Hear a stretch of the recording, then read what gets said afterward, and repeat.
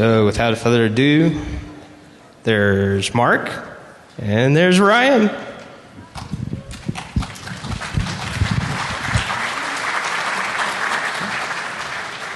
Hello everyone, I'm Ryan Lackey and this is Mark Rogers, and unfortunately our third co-speaker, the Gruck, is not here, as you can tell. I think he had some serious travel difficulties, much more than were anticipated, and there's some sketchy details, so I'm not really too filled in on it, but we've worked with him on this project for the last year and a while, and I've been in contact with him, so is that? Cool. So I actually work for Cloudflare, a company that does CDN, DDoS stuff. Mark works for Lookout, working on this as a sort of a side project, fun thing. And the Gruck is a OPSEC consultant and has worked on a variety of cool projects. I'm also the head of security here at DEF CON, so I apologize in advance for shouting at all of you. Yeah. So we're excited to be here and show off this cool new tech that we're working on. So we're going to go over why you'd want to hide. We're using this software to let you hide in network traffic. We're going to go over principles of operational security, which is really the Gruck's main area of study, and he's pretty much the most interesting person in the field, taking how larger organizations learn about OPSEC and applying that OPSEC to the hacker community and to the activist community and all sorts of other groups that don't themselves have a huge intelligence arm or anything. We're going to go over some serious OPSEC fails and what happens to people, and then how technical countermeasures are used against people, existing tools, countermeasures to those tools, and then we're going to bring in the exciting new technology, the travel routers, and how to use these things for safety. So just to start, why would you actually ever want to hide? Like, you're just doing normal stuff. We're not really talking about helping people hide from doing all sorts of bad stuff. This is in your normal life. There's a lot of reasons why you'd actually want to hide. A lot of this has become much more clear in the last couple of years, especially post Snowden, but even before that it was fairly widely understood, at least within this community. Part of it is to avoid sort of a global dragnet. You want to make sure that if somebody's monitoring all the communications, you're not sort of swept up in that. Because the problem is, while you might be doing nothing at all wrong, somebody next to you, somebody that you have a phone call from, somebody in any loosely connected way to you might do something, and due to how software works and scoring, that plus another interaction plus something else, depending on where you live, could actually get you droned. Like, not just like on a watch list, but signature strike or something like that. Prevents all sorts of problems, but really it's just like none of your business. Like, why would you want to be monitored? It's not something that doesn't benefit you in any way, so if you can avoid it, you should possibly do it. Okay. Then there's also the fact that maybe you are doing something that you don't want people to watch. Maybe it's something illegal. Maybe it's just something you want to ensure that you maintain OPSEC for your project, you want to maintain OPSEC for your company. People are actively trying to steal secrets, both for national security reasons and because they want to steal your secrets. And the crazy thing is, people that were in various illegal activities knew this, people that were in the hacker community knew this, but now there's a whole new realm of people that really need to worry about this kind of thing that you would never think of as spies or hackers or anything else. Journalists, people giving any sort of activism in any sort of environment where their adversaries are well resourced. These people have this as a serious concern now, and it's kind of crazy, and it's sort of an asymmetric problem where there's people that have problems now and don't have the resources to defend themselves. There's two very important takeaways you'll get from all of this. Number one, OPSEC is not new. We like to talk about OPSEC and information security as if it's this new thing that we've discovered. The reality is OPSEC is probably as old as mankind, and many of the techniques to protect OPSEC are just as old. And the other one is that the tools and stuff we're talking about, there's no rocket science here. We're talking about using existing tools, existing techniques. The difference is we're packaging it together and showing you how you can use it in a seamless way so that you don't have to think about it and you avoid that number one problem, human error.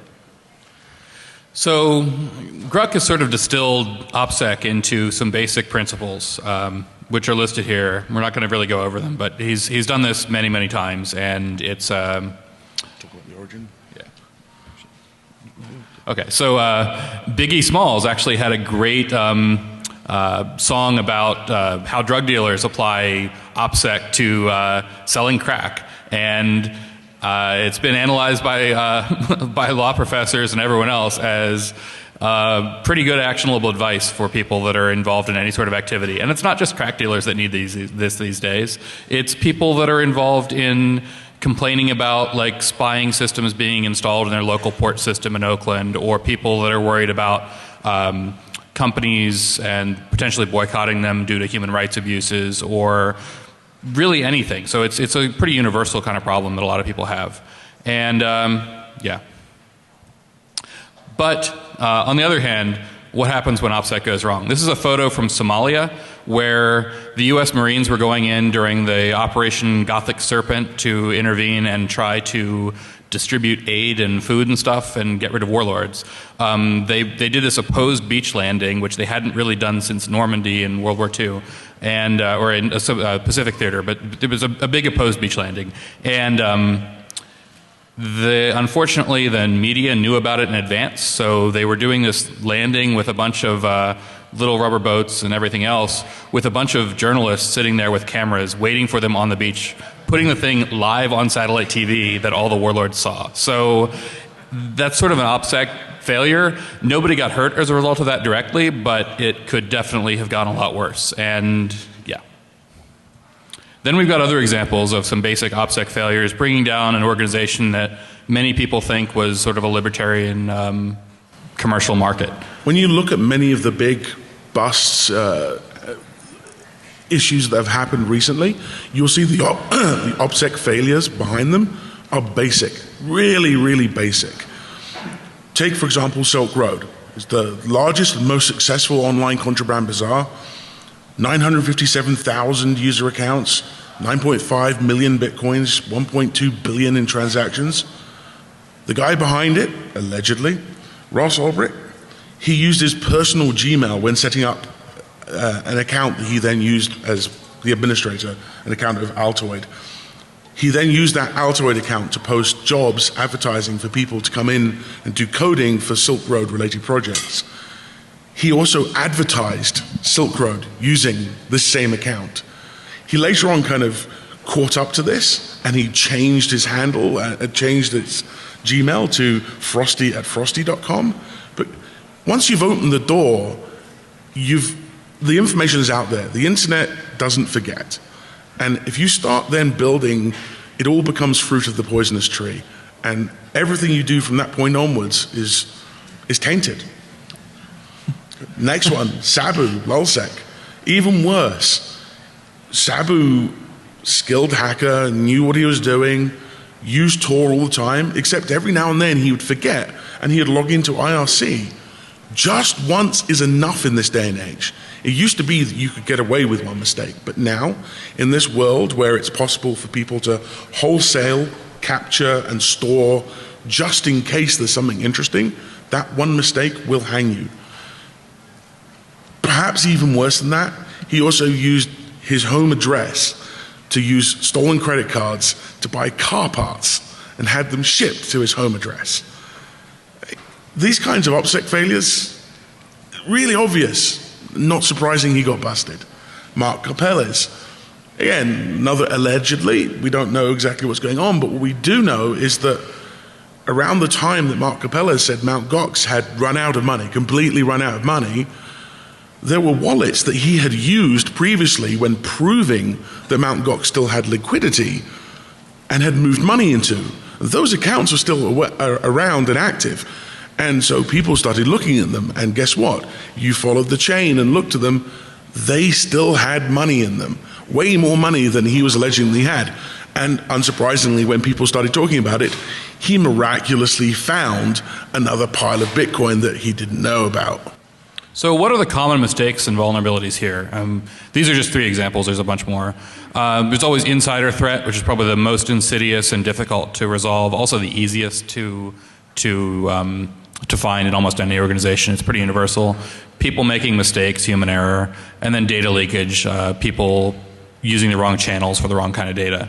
Then there's more serious technical threats. You've got people tearing down, either seizing your hardware or getting temporary access to your hardware, doing live or cold analysis on it.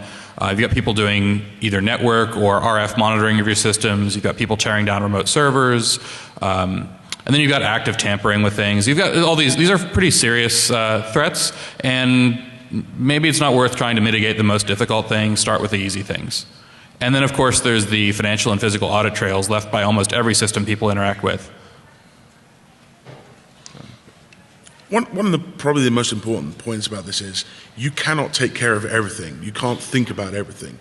But if you can automatically catch the low-hanging fruit and protect a certain segment of your stuff that you don't have to think about, you can then focus the rest of your resources on the more complex problems.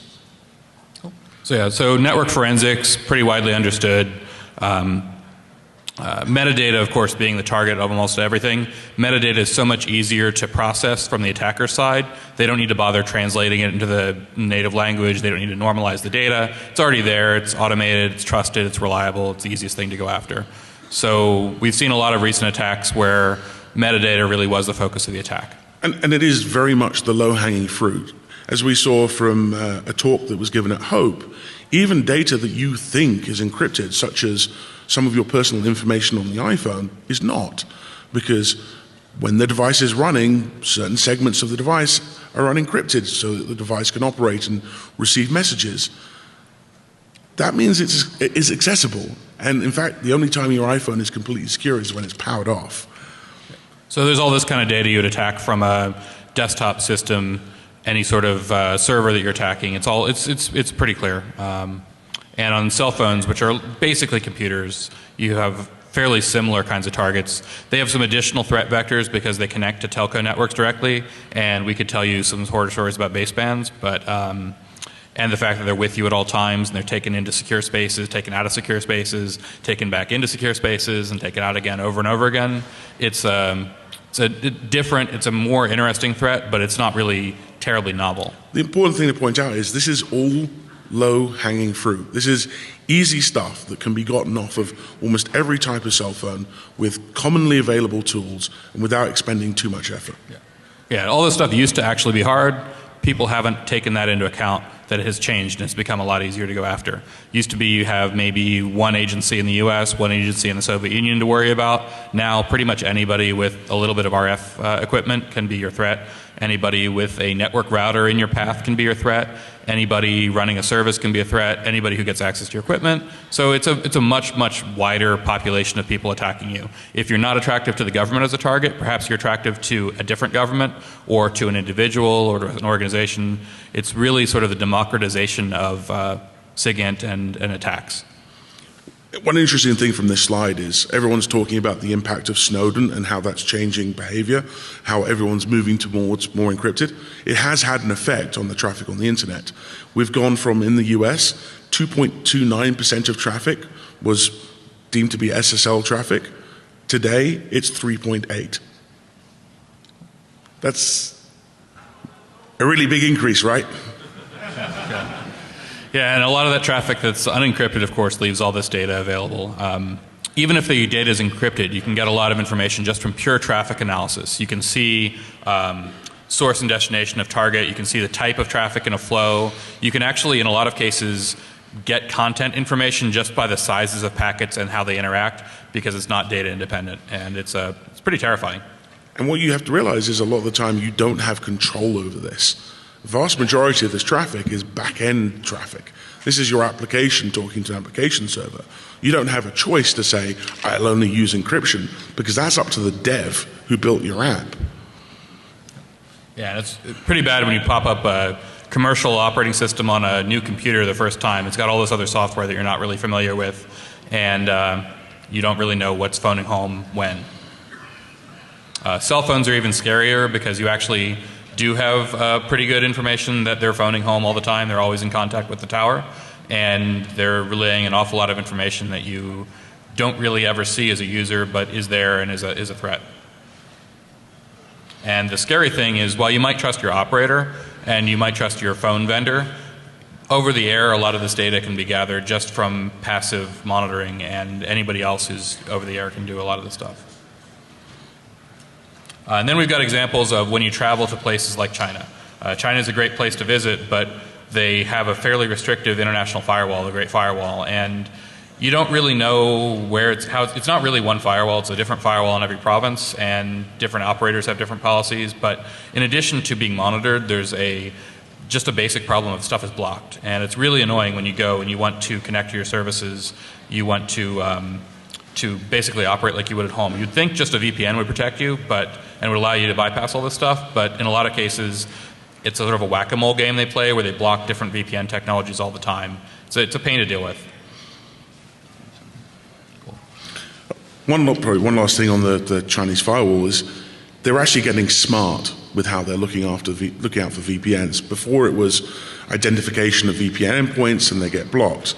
Now, as we've seen with Tor since about 2011, they're actively scanning suspected nodes, and they're doing things like talking Tor to suspected nodes, and if they get a reply, they flag it and they block it.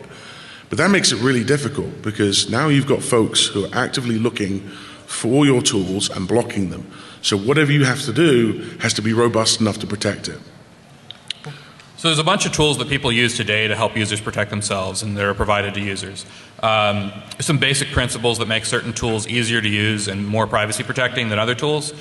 Generally, I would say decentralized tools and tools that are used by smaller communities rather than a wider tool are going to be more likely to work in any given scenario.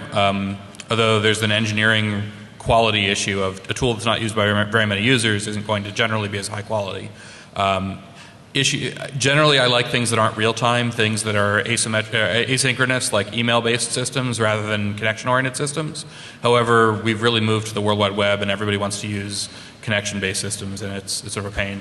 And then encryption, even if it doesn't provide you with full protection, does provide you with a little bit of content protection in a lot of cases, even if it's not implemented terribly thoroughly. So if you get the choice, always add encryption.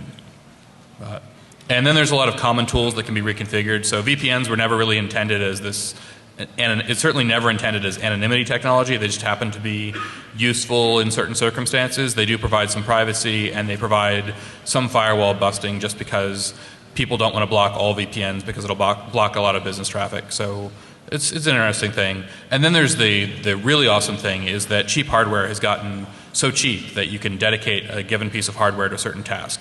It's really, really hard to build a secure multi-user, multi-application operating system. It's really a much simpler challenge to build a single purpose device and dedicate it to a certain thing.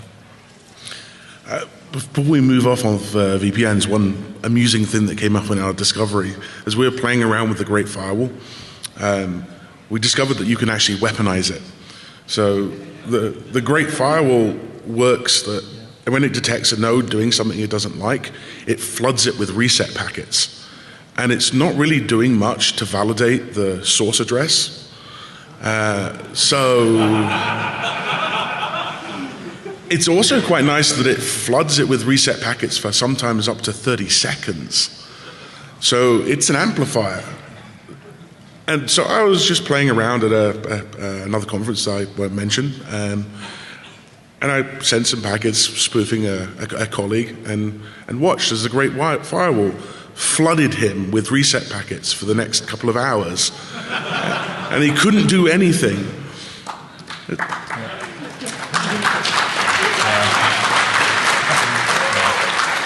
I think not demoing that live on the stage is probably a good idea. Although I highly advocate doing this, but carefully. So tempted. Cool. So yeah, we've got things. The other thing that's really scary is JavaScript. Any sort of executable when you don't have a great separation between your data and your code, bad things happen. And a lot of the problems with anonymity tools leaking information is either when addressing information is somehow conflated with the messages, so the ISO stack isn't, or the OSI stack isn't really kept as separated as it should be, or where code is mixed with data. These things lead to very bad stuff. As we were saying, like, cheap hardware is great. It prevents a lot of user errors. The problem with a lot of these secure systems is users use them incorrectly. And if you give somebody a single device and say that's for talking to one other person, that's a much easier user model than you need to enter this code every time you use it, you need to authenticate them and do all sorts of other stuff. I had a great real-life example of this literally yesterday. As part of my goon job, I had to provide protection for John McAfee. And we're walking around with John, who's a colorful character, is that right? With his security detail, who are even more colorful, especially the one who remembers faces. And he was talking about security of his phones. He's like, I always use burner phones, and I'm very careful that once I've used a phone for a certain amount of time, I attach it to a lorry, and it goes off around the country, and they can follow that. But they always track me down within a couple of days and find me again. And so I had a chance to ask the cyber. I said, by any chance, do you regularly call the same kinds of numbers? And he said, yes. Like, that'll be why. It doesn't matter if you're changing your phone if you keep calling your mum.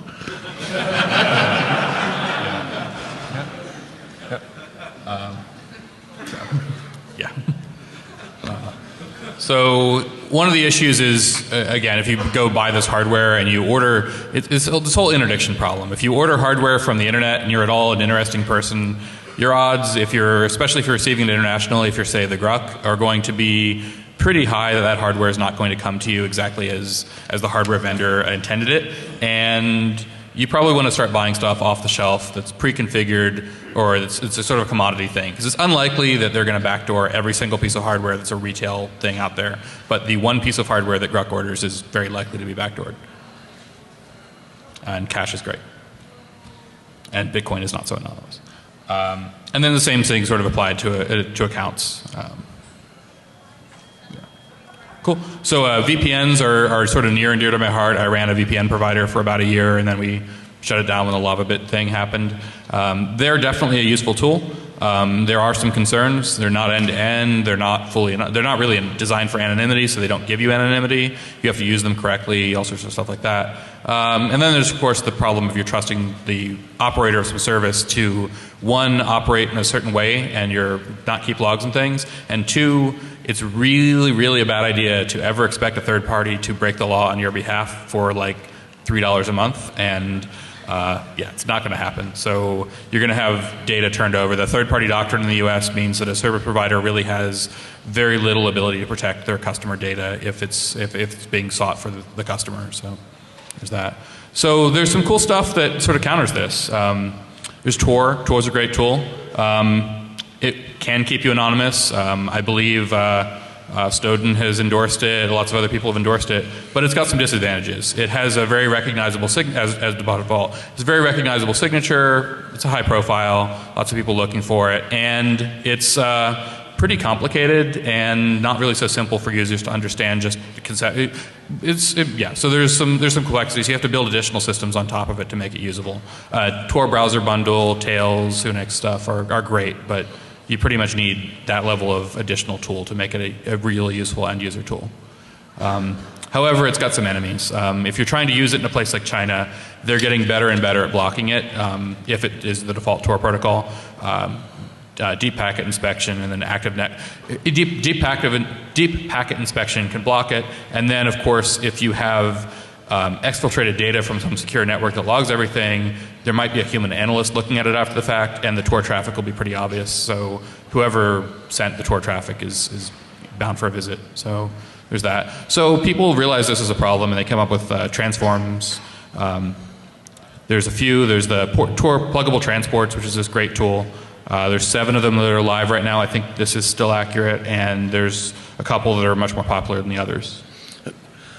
The benefit of the Tor pluggable transports is they've recognized that there is no one tool that will solve the problem. There's no silver bullet. And whatever solution you use needs to be variable, because if you keep doing the same thing, eventually someone's going to catch on to it. Plus, if you open this up and make as many people develop as many different things as possible, you're going to get some real genius. And honestly, some of these pluggable transports are phenomenal. We'll go quickly into a couple of them, but the general concept of this is to take Tor traffic and to transform it so it doesn't look like Tor traffic. And then the next level up from that is to take this transformed traffic and to make it look plausibly like some other form of traffic. Cool. So yeah, we'll just go through these really quickly. So, like, scramble to move on.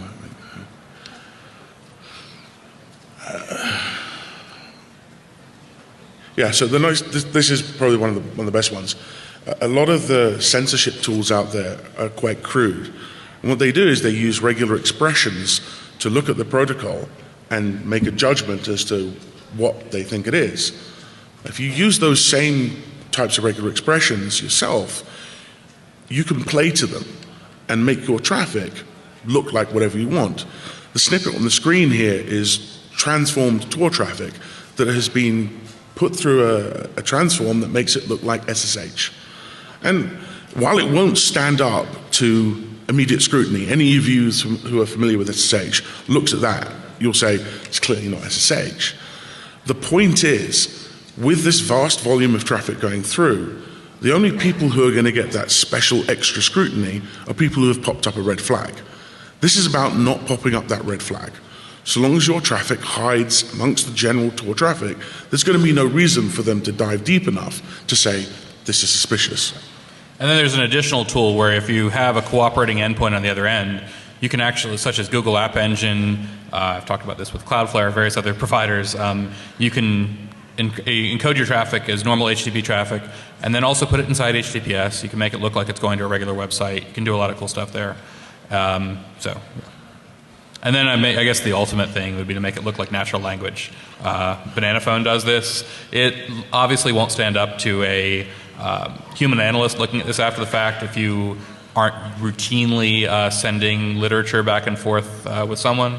But you could imagine a scenario where this evades an automated detection system, or even where you build a system on top of that does other stuff. So then there's of course the classic network tunneling tools that are primarily used for getting around like captive portal authentication systems for DNS tunnel at a hotel such as the Rio, which and then things like HTTP tunnel. These are pretty cool. So. And the point of going through all of these is these are the tools that we looked at for building the travel router. The travel router itself, there really isn't that much to it. But what we did was we looked at all of the best tools out there and we built them into this as a library so that you have an OS build that's going to sit on device. In fact, this is one of the travel routers that you can carry anywhere. It's tiny, and all of these things will be available to you to choose. And we're hoping to build some intelligence onto it as well so that it will make some of those choices for you to say, are you sure you wanted to select that? That might not be the best thing for here. So yeah, there's no silver bullet, so it's a bunch of separate tools that are combined. So as we were thinking about this, we tried to figure out, because we had the practical concern, we travel a lot, we go to places, we're not really the most interesting targets, but we get some level of target, and I know a lot of people that are much greater targets, and it's really difficult. I can build something that I can use myself, mostly out of existing software, but building something I can have somebody else use that's easy for them to use, simple, that I don't have to then go with them all the time is a much harder problem. We looked at a lot of the VM systems. VMs are great, but the problem is if something gets subverted in the host in the top level operating system, then there's some problems. Fingerprinting stays the same, and there's really no way to know that the system is intact. I worked on a lot of stuff with the TPM, tamper-resistant computing stuff, and it still is not quite there. So there's that. And the other problem is this stuff's expensive. If you were to build it out of pure software on dedicated high-end laptops with virtualization and a bunch of like 16 gig RAM MacBook Pros and everything, you can't really afford it. Most of the people that really need this stuff are also people that are not rich. So they're also not willing to throw away a $3,000 laptop every time it might be compromised. So yeah, it wasn't really the most ideal target. So we looked at something that would be providing much of the same protection, but would be a lot cheaper, a lot easier to use, a lot easier to support, and ideally something that people already have to use. And we came up with the secure travel routers being the sweet spot.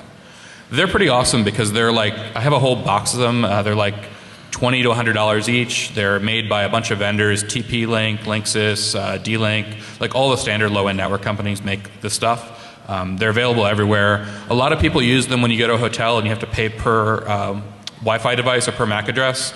This lets you share it, or lets you share a wired connection in a hotel room with a lot of connections. There's a lot of cool stuff you can do, but they really weren't explored as a security tool very much. One of the challenges we have, though, is the hardware is incredibly variable across the whole range. So some of them have a fair amount of flash memory, some of them have almost no flash memory. So the code we're putting together at the moment is a bit basic, but the next version of it is going to have a kind of a kitchen tool. And what you'll do is you'll put in the version of travel router that you're working with, how much resources it has, or we'll look it up in the library and know how much resources it has, and it will then tell you which modules you can select. So you can have Tor plus these transforms, or if you want to have secure voice, you can have the SIP phone plus these other things added in, just enough to squeeze it in without filling it up. So yeah, we've used a lot of OpenWRT built on that. There's a lot of open source firmware for these routers, for home routers. People have done this. I think maybe the Linksys WRT 54GL or 54G was the granddaddy of all this stuff, where it came with pretty crappy firmware. You added awesome firmware to it that was free, and you'd have a great device. Unfortunately, wireless hardware has moved on, so you need to use newer stuff. But that whole wireless router hacking community has been going on for a while. It just hasn't been focused on the travel router market or the building security tools into it market. The EFF has started working on a project to make secure routers for home use, primarily focused on protecting them from outside threats as opposed to using them for security tools themselves, and that's a huge improvement over the status quo even a year ago. The problem with these things is they're embedded systems. There's like a billion different ones of them, and the tool chain process, they're too weak to like self-host. So it's a pain. It's not a huge pain. It's not as much of a pain as dealing with true, very minimal resource embedded stuff, but it's still not the easiest thing to do. Other people have worked on this stuff before. The Pogo Plug guys have a Safe Plug, which is pretty cool, but they don't do pluggable transport. They have Tor. They don't do pluggable transports. It's not really a portable device. It's more for home use. Onion Pie, which Adafruit, the awesome company, has, is sort of like a learn how to do something project. It uses a device, Raspberry Pi, and has some external Wi-Fi hardware and stuff. And there's Portal, which I found out about when I started talking to the Gruck. I'd been looking at this stuff individually, and then I talked to Gruck, and then I realized the guy who was working on Portal was actually the same Gruck that I had been talking to on other stuff. So it was kind of an obvious thing to do. And Mark and Gruck have known each other for forever. There is only one Gruck. Yeah. It's not that rare a name. So yeah. So we worked on this. The original Portal from a couple of years ago had Tor pluggable transports and voice, but it was a huge pain to install. There's just like a GitHub page for it, and it did a lot of the stuff, but it wasn't like an all-in-one thing. So out of this full range of hardware, we needed to come up with an initial piece of hardware that we wanted to support as a development environment. The Qualcomm Atheros AR9331, which is used in the Hack 5 Pineapple, used in a bunch of travel routers. It's super cheap in quantity, is awesome. The problem is, there's a different page about that, but yeah, it's an awesome piece of hardware.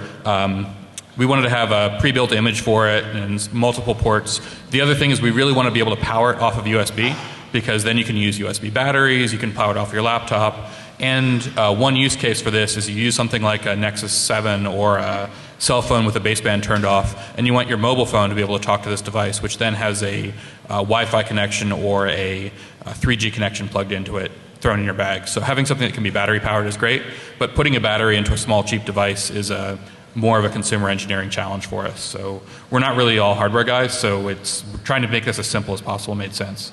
And obviously it needs to be easy to use with a GUI for configuration. But there's some problems. A lot of this hardware is designed to be as cheap as possible when you make it in like million unit quantities. The price difference between like a 64 meg RAM chip and an 8 meg RAM chip is substantial in those quantities. So they put the absolute minimum amount of RAM, absolute tiniest flash they can possibly do in these devices. And we wanted to have multiple radios and multiple Ethernets in a small device, which wasn't really a common use case. The other problem is we're sort of in the middle of 802.11n versus 802.11ac. USB 2 is still the most widespread power protocol we could use, so we're limited to 500 milliamps. Radio quality on a lot of the stuff is actually really, really bad. They're using questionable antennas, and the whole RF chain is pretty questionable. And then we wanted to make it ourselves, but making quantity like under 10 of something is really easy because you can make it yourself.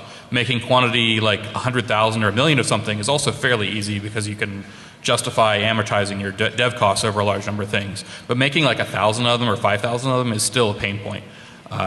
And we looked at the cost of making them. You can buy these travel routers for like $100, $20, whatever. For us to make a small quantity of them was going to be really expensive. And there's a problem of if we make the special secret spy router that everyone can use, one, we have to distribute it to all the people that want it, and two, it's itself very suspicious. So the guy carrying around the super secret spy device is going to get special attention, and like special attention is the absolute last thing you want in any of this case. So we were kind of screwed. Speaking as someone who gets special attention every time he goes to the airport, I can tell you it's a real drag. So we really had no idea. Like, I'd been working on this as a hardware thing and ended up selling my company. I was looking at doing something and I ended up selling my company instead and doing some other stuff at Cloudflare. So it was sort of like a back burner thing. And then I was like, oh, what are we going to do? And then we were saved by China. There's apparently a company in China that makes the perfect device. It appears to be a clone of a much more popular device, but it happens to have a huge amount of RAM and a huge amount of ROM, and they're really cheap. It's this box, the Good Life GL iNet box. You can buy them for like $215 per 10 of them. You get them in 3 days. They're awesome. It does everything you want. It's pretty much the perfect hacking platform for this kind of hardware. It's got 2 Ethernet ports on it, USB, and the micro USB for power. So it's pretty ideal, and the RAM that we need. So we've got portalmask.com. We've got tools that we're loading up there that will let you effectively use the old Portal toolchain and then additional pluggable transports on it.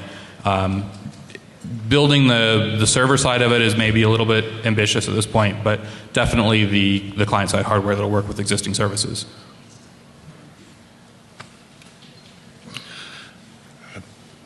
That's it.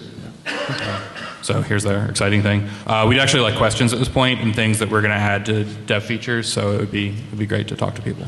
And obviously we'd welcome a ton of feedback because we want to shape this into a tool that's genuinely usable. This is no good if it's hard to work with, it doesn't quite meet all the use cases. We want this to be the kind of thing that you pop in your pocket, that a journalist can take, go to a foreign country and use it for secure comms without even thinking about it. And open source, obviously, and non-commercial. Yep. Thank you, and questions?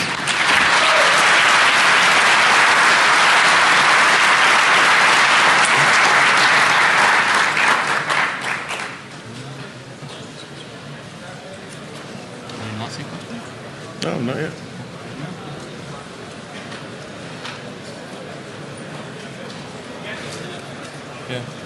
Yeah.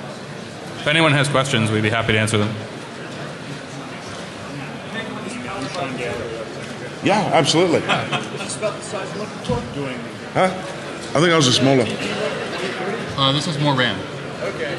That's the difference. This is a clone of. This is a clone of the 703. The 703. Okay. Yeah. So they're great. The problem is less RAM means less There you stuff. go, And what I ultimately want to put on this is I want there to be a SIP phone. I want there to be Tor with all of its pluggable transports. And I want to put on some tools so that it can actively probe the networks it's connected to and make some judgments about the kind of networks so that it can give some guidance and give a little bit of advice in terms of the level of security that the user is experiencing at that point. Yeah, that's So we've got a whole system where gracefully, Portal has a system where gracefully IPsec to start with. It'll fall down and So is it after we gave a similar talk at Hope, and after the feedback we got from that, we've started putting together this kitchen tool so that you guys can use anything you want. There just may be some trade-offs, right? If you put some of the tools onto a USB device, perhaps it's not going to be quite as fast. There may be some UI issues. But likewise, maybe you don't care about the SIP phone and you just want something that has all the Tor stuff in it. This will allow you just point and click, choose what you want, build the image, flash it to your device, and off you go.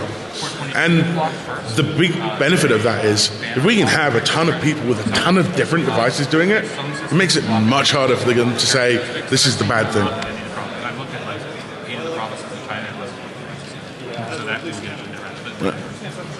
get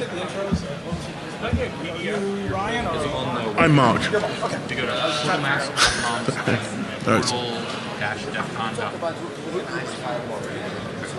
portalmask.com has a presentation.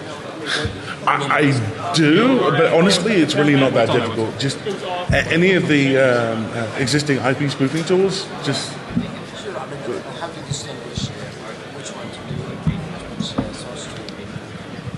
do? My contact details are on there. Ping me, I'll give you some demos. They're on the website. Portalmask.com. Huh? It's on the last slide. I have both our email addresses. So, do you have any ideas about like driving adoption of this? Like, it's great that all the hackers here would love to something like this and see the importance of it.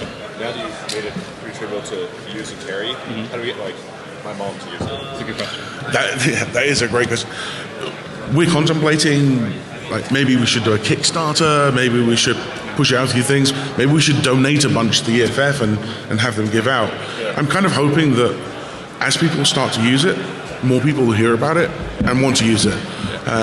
We've got a couple of really nice little things tucked up our sleeve. I've been talking to a global telecoms provider who are potentially going to give us a global SIM that we can put in this and bundle a chunk of free data. So at that point, you have a pocket travel router that has a 3G bearer no matter where you are. That would be awesome. And so now, like, this thing will get you going before you've even checked into your hotel. And I think at that point, it's going to be useful enough that people will start using it. And then the security features will kind of come as a benefit. Cool. Very cool. Awesome. Great talk. Thank you so much, guys. Thanks. One channel. Two acres. The code is already up with the basic stuff. It's a living project. I would be really happy to have the kitchen and most of the UI done by the end of this year. So I found a trusted company to develop a home server with a lot of features what you just shown. Also with secure email, peer-to-peer, and physical things. And then it's a huge research on commercially available hardware. I found the hardware, and I would like to give you a contact of that hardware. So. Please. So I don't, unfortunately, but on the slides, my email address was there. You can ping me an email, or I can give it to you now. It's no problem. Yeah, it's easy. cj@shady.org.